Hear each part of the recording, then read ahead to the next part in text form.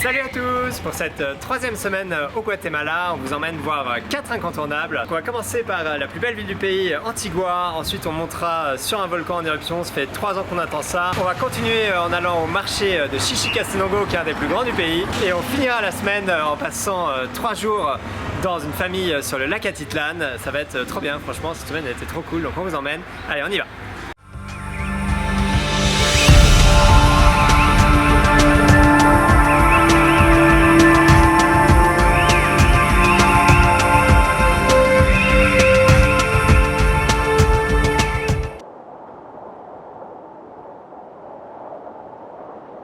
Sous le regard de 3 volcans, dont le très actif Fuego, la ville d'Antigua, capitale historique du pays, accueille aujourd'hui 46 000 habitants. Plus touristique qu'authentique, elle brille par son architecture colorée et son cadre extraordinaire. On l'explore bien sûr à pied, pour prendre le temps d'admirer chacune de ces maisons colorées, tout en gardant un œil en l'air pour ne pas manquer les panaches de fumée lâchés à intervalles réguliers par le volcan Fuego.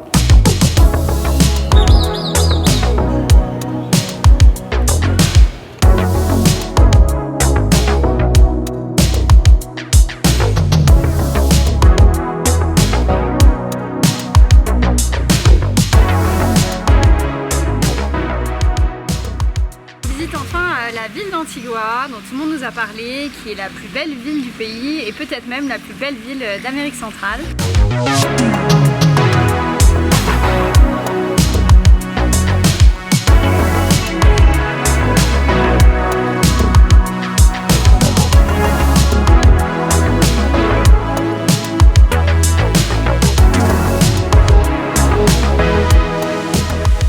Les Espagnols avaient fondé la capitale ici, sauf que la ville est pas mal entourée de volcans comme vous le verrez. Du coup, il y a eu quelques petits séismes, dont un en 1734 et un en 1777 je crois. Du coup là, les Espagnols ont dit qu'ils déplaçaient la capitale ailleurs, ce qui fait que cette ville a gardé aujourd'hui ces petits pavés, pas mal de ruines et tout, ce qui la rend super intéressante à visiter.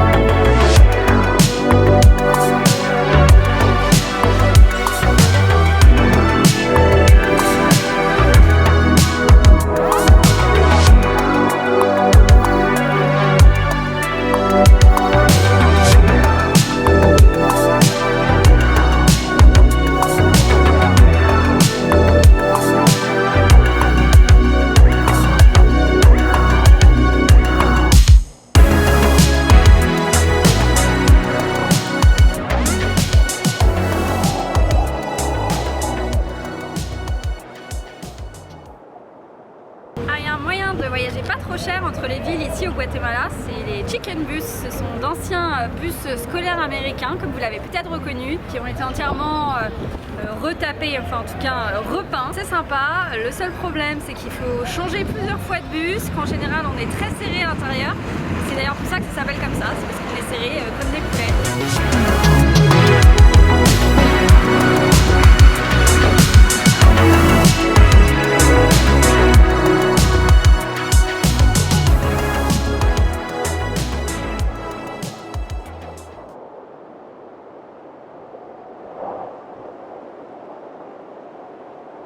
Cinq heures d'ascension jusqu'au camp de base, à 3600 mètres d'altitude. 3 heures supplémentaires pour se rapprocher du Fuego le soir. Et 2 heures de plus pour monter voir le lever du soleil depuis le sommet de la Catenango, à 4000 mètres d'altitude. Un programme qui aurait dû nous faire fuir, mais qui pourtant nous fait rêver depuis 3 ans. La vue du Fuego, l'un des volcans les plus actifs des Amériques, se mérite. Mais comme tous ceux qui ont fait l'ascension nous l'ont dit, et vous le diront, valait la peine. On a dormi chez le guide hier soir, comme ça on est déjà au pied de la Catenango. Ça permet aussi d'être déjà un petit peu en altitude puisqu'on est déjà à 2000 et quelques mètres. C'était vraiment sympa parce que du coup on a mangé, c'est sa famille donc qui nous a fait à manger. Après sa mère elle nous a mis les vêtements traditionnels d'ici et tout, donc c'était vraiment sympa comme soirée.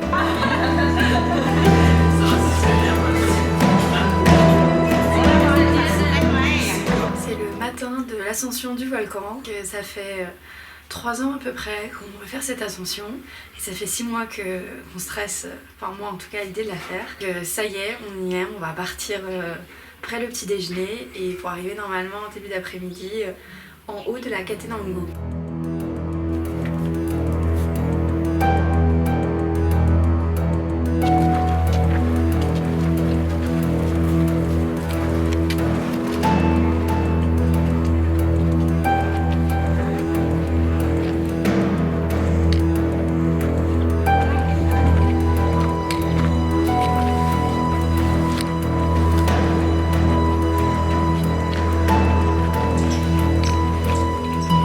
Depuis 1h30, c'est vraiment pentu, mais on est encore frais parce qu'il y a quelques petites pauses.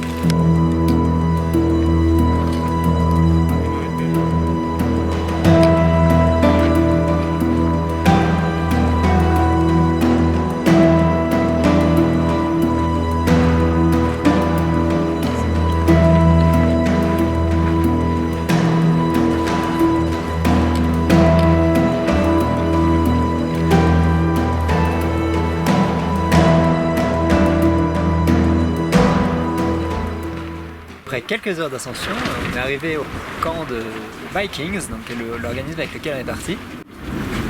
Et vous entendez peut-être l'éruption de volcan qu'on entend. Alors on ne le voit pas encore parce que pour le moment il y a du brouillard. On a bon espoir que ça se lève et que ce soit trop cool.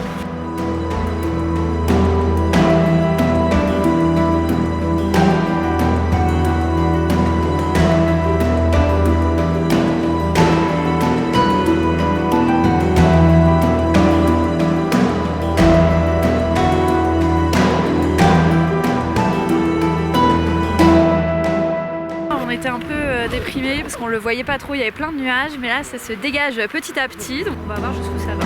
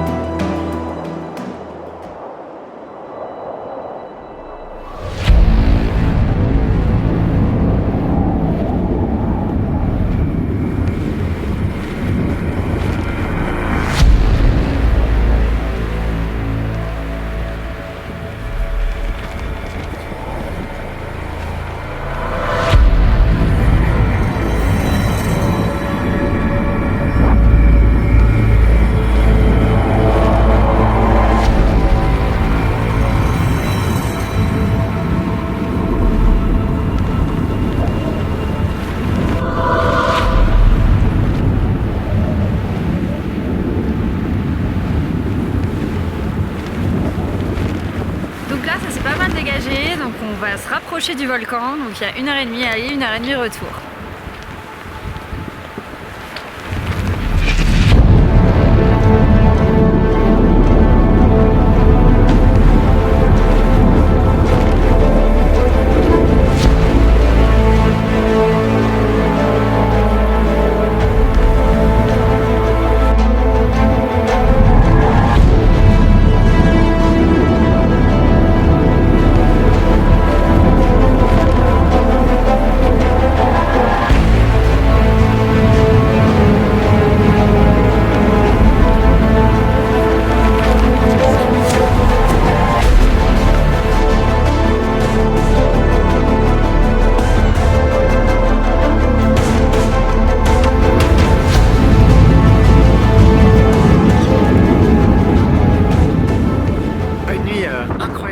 En haut du volcan, donc de la Catenango, à regarder le fuego, à mourir de froid mais être réveillé par des éruptions et c'était trop cool. Alors on va maintenant redescendre jusqu'à Antigua. On n'a pas pu monter au sommet parce qu'il y avait trop de nuages ce matin, mais c'était quand même incroyable. On a vu la lave toute la nuit, c'était trop cool.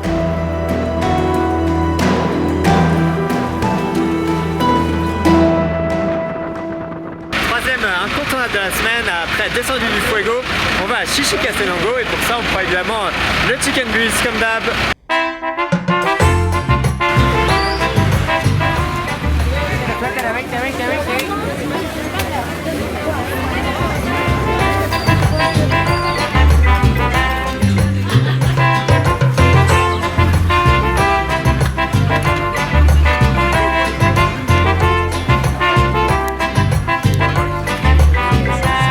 Chichi Castenango ou Chichi, c'est le plus grand marché du pays. C'est surtout connu pour son artisanat, donc nous on va passer toute la matinée ici à chercher nos souvenirs. Et c'est génial, il y a plein de gens habillés en habits traditionnels, ils vendent plein de tissus trop beaux et tout. Ça valait vraiment le coup de venir et c'est vraiment un incontournable.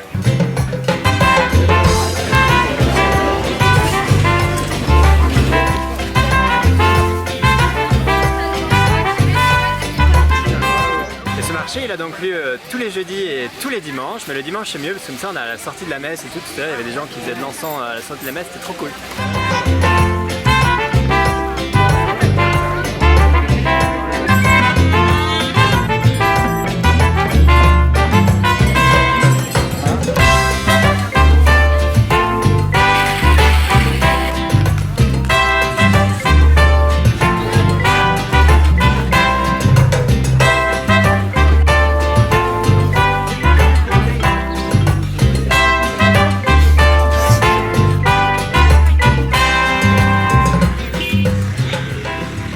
C'est bien pour son marché que nous sommes venus à Chichi, son cimetière vaut également le détour.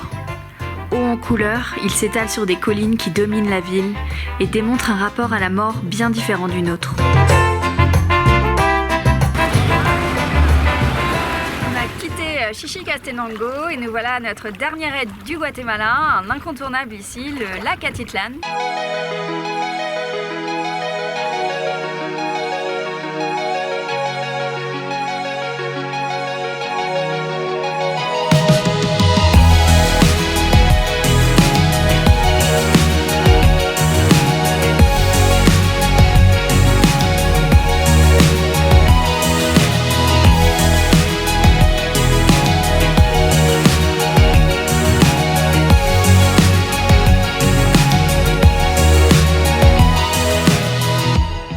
On va poser nos valises pendant 4 jours et 3 nuits dans une famille locale, une famille Tsutuhil, qui sont des descendants des Mayas, voilà, pour avoir une expérience un peu plus authentique que ce qu'on a dans les hôtels où on est un peu entre voyageurs.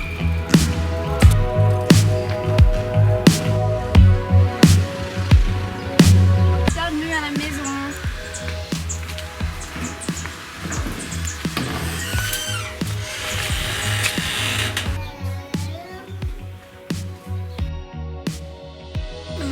L'intérieur de la maison, donc ça c'est un petit peu le jardin où on fait le tissage et la table où on mange dehors le midi. Ici on a la cuisine. Vicenta siempre está en la cocina, aquí. Muy buenos días, yo me llamo Vicenta. Ahorita estoy preparando el almuerzo y la comida que yo preparo es pollo a la plancha. Oh, qué bueno. Sí. Y los condimentos que yo use en la carne es consomé de pollo y pimienta negra y cebolla, chile, pimiento.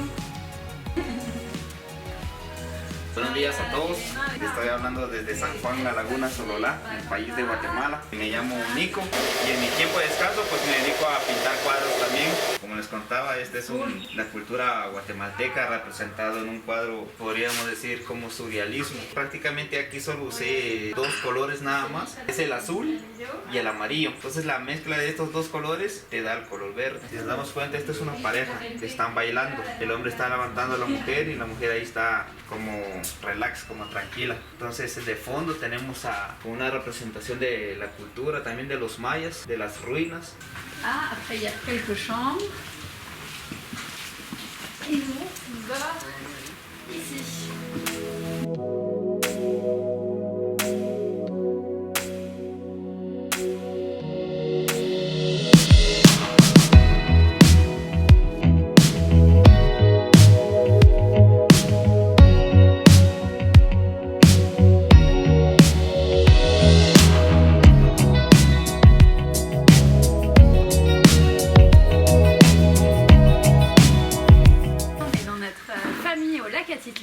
Et aujourd'hui on va prendre un cours de tissage. Donc on a choisi nos couleurs, donc on a fait la partie la plus facile. Voilà mon choix de couleurs, donc j'ai choisi 5 couleurs pour plus de facilité. On va voir ce que ça va donner.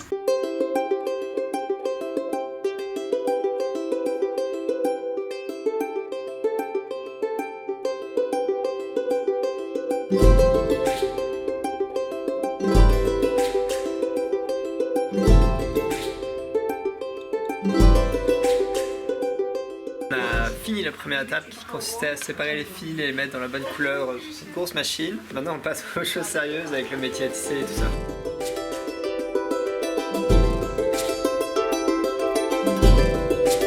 Là je roule les fils autour de ce bâton. Je pense que ça n'a pas vraiment d'utilité et que c'est juste pour m'occuper pendant qu'il fait le vrai travail, mais on verra à la fin.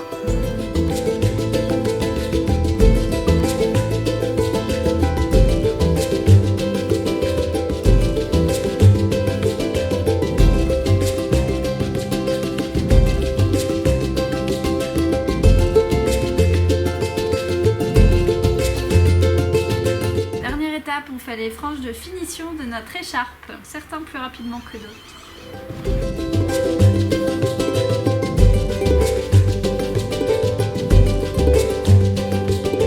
On a fini nos écharpes et malheureusement ces jours sont passés trop vite, il est déjà temps de quitter notre famille et même de quitter le Guatemala.